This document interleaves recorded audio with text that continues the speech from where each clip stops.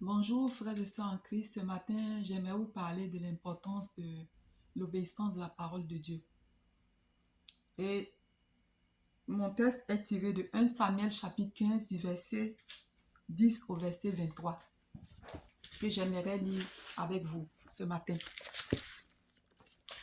L'Éternel adressa la parole à Samuel et lui dit: Je me répands d'avoir établi Saül pour roi, car il se détourne de moi et il n'observe point mes paroles. Samuel fut irrité et il cria à l'Éternel toute la nuit.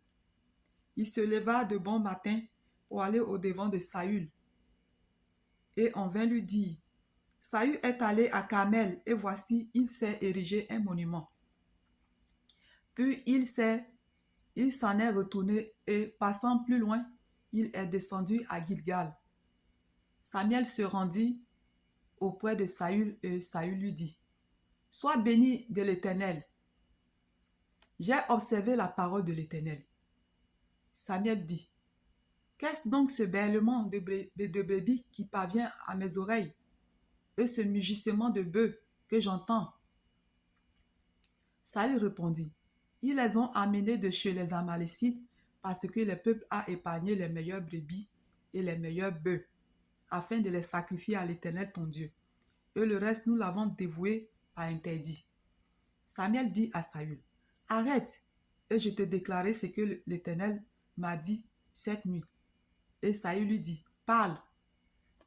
Samuel dit: Lorsque tu étais petit à tes yeux, n'es-tu pas devenu le chef des tribus d'Israël?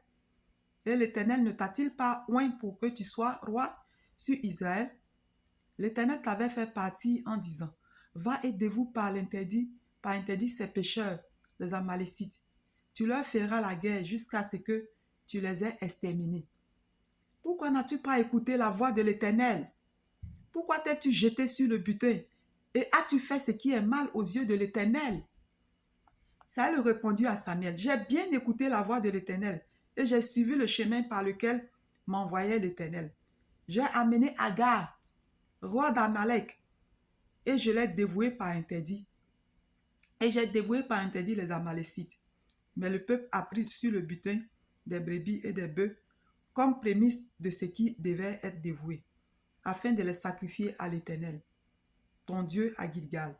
Samuel dit: L'Éternel trouve-t-il du plaisir dans les holocaustes et les sacrifices, comme dans l'obéissance à la voix de l'Éternel? Voici, l'obéissance vaut mieux que les sacrifices, et l'observation de sa parole vaut mieux que la graisse des béliers. Car la désobéissance est aussi coupable que la divination, et la résistance ne l'est pas moins que l'idolâtrie et les téraphimes. Puisque tu as rejeté la parole de l'Éternel, il te rejette aussi comme roi. Amen. Bien-aimés, frères et sœurs en Christ, il s'agit ici du roi Saül. Du roi Saül qui devait aller combattre les Amalécites. Et Dieu l'avait dit d'aller combattre le peuple amalécien. Et avant d'aller combattre, Dieu lui a très bien dit, au verset 3 du chapitre de 1 Samuel chapitre 15, va maintenant, frappe Amalek et dévoue par interdit tout ce qui lui appartient. Tu ne l'épargneras point et tu feras mourir hommes et femmes, enfants et nourrissons, bœufs et brebis, chameaux et ânes. Lorsque le roi Saül est allé combattre le peuple Amalek, et puis Dieu l'a donné la victoire sur le peuple, au lieu d'obéir à la parole de l'Éternel, le roi a fait ce qui lui plaisait. Il n'a pas du tout obéi à la parole de l'Éternel. Et c'est pour cela que Dieu l'a rejeté. Dieu était en colère, tellement en colère contre lui, qu'il a envoyé son prophète Samuel vers Saül pour lui dire non, que ce qu'il a fait n'était pas bien. Il n'a pas obéi à la parole de l'Éternel. Samuel à son tour est allé trouver le roi Saül pour lui dire. Mais c'est avéré que Saül même ne s'est même pas remis en cause. Il ne s'est même pas rendu compte qu'il avait péché contre l'Éternel. On dirait un enfant. Dès qu'il a vu le prophète Samuel, il a commencé à crier. J'ai obéi à la parole de l'Éternel. J'ai obéi à la parole. Le prophète Samuel dit non, tu n'as pas obéi à la parole de l'Éternel. Si tu avais obéi à la parole de l'Éternel, je ne serais pas ici devant toi. Aujourd'hui, l'Éternel m'envoie pour te dire que tu as désobéi à sa parole et qu'il te rejette. Et nous allons lire l'argumentation que Saül a eu à dire au prophète.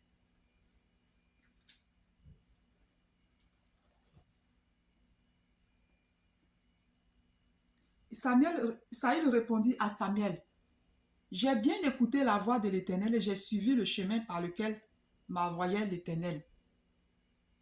J'ai amené Agar, roi d'Amalek, et j'ai dévoué par interdit les Amalécites. Mais le peuple a pris sur le butin des brebis et des bœufs comme prémisse de ce qui devait être dévoué, afin de les sacrifier à l'Éternel, ton Dieu, à Gilgal. Qu'est-ce que Saül a fait? Il a pris vivant le roi qu'il devait tuer. Parce qu'avant de tuer tout le peuple, le roi, il est le premier chef, c'est lui qui devait tuer d'abord. Il ne l'a pas fait, il a pris vivant. Et il a pris les veaux les plus gras pour lui. D'après lui dit, il allait faire un sacrifice à l'Éternel avec ça. Et qu'est-ce qu'il a passé comme interdit? Les bœufs, les plus méprisables, les plus fétiches. Et nous savons très bien que Dieu n'aime pas les offrandes qui n'ont aucune valeur.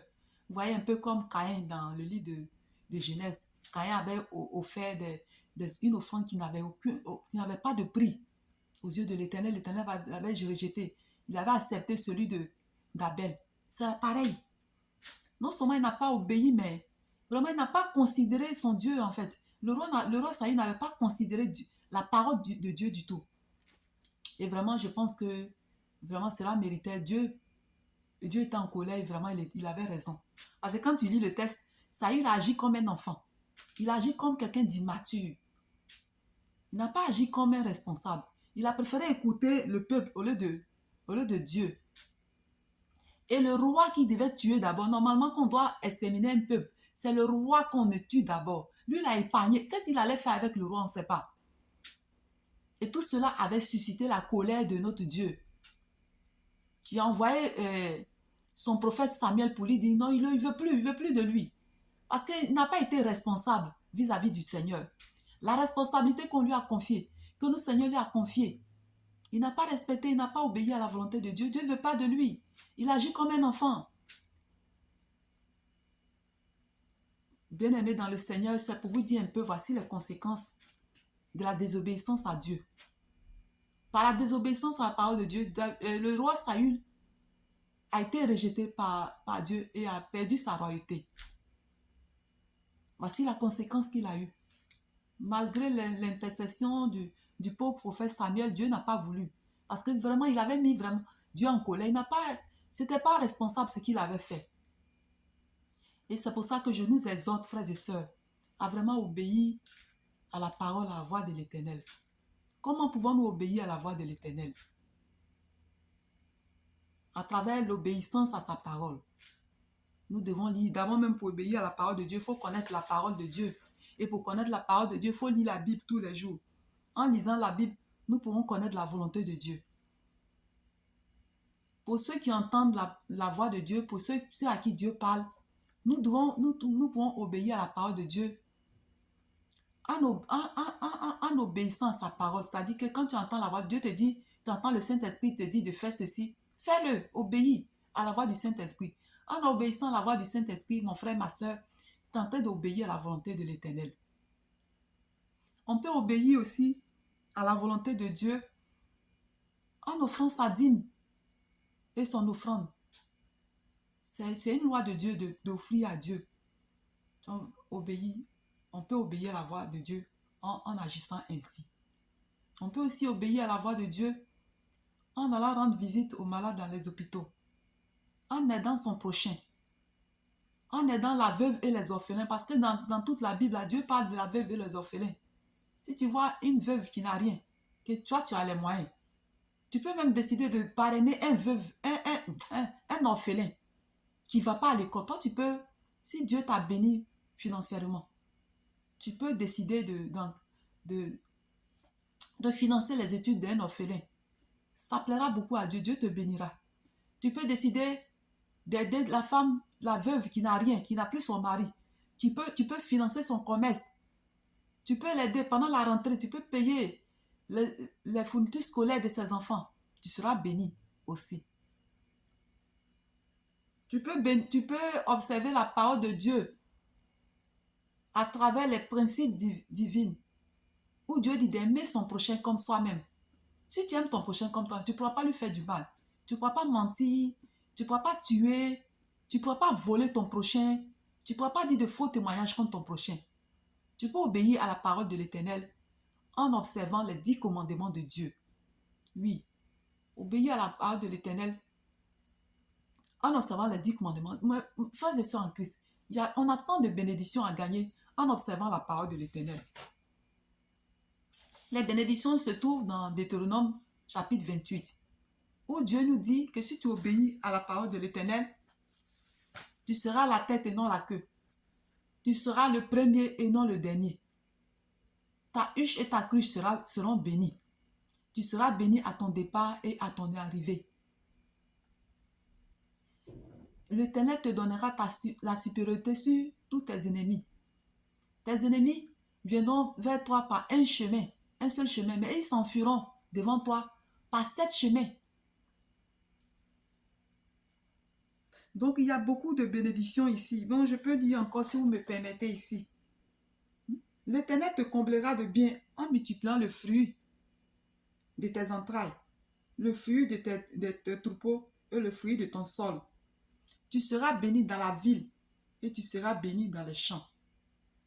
Le fruit de tes entrailles, le fruit de ton sol, le fruit de ton troupeau seront bénis. Bien-aimés dans le Seigneur, je nous exhorte ce matin vraiment à obéir à la voix de l'Éternel, afin que nous soyons vraiment bénis. Que Dieu bénisse sa parole. Je vous remercie et je vous dis à la prochaine. Amen.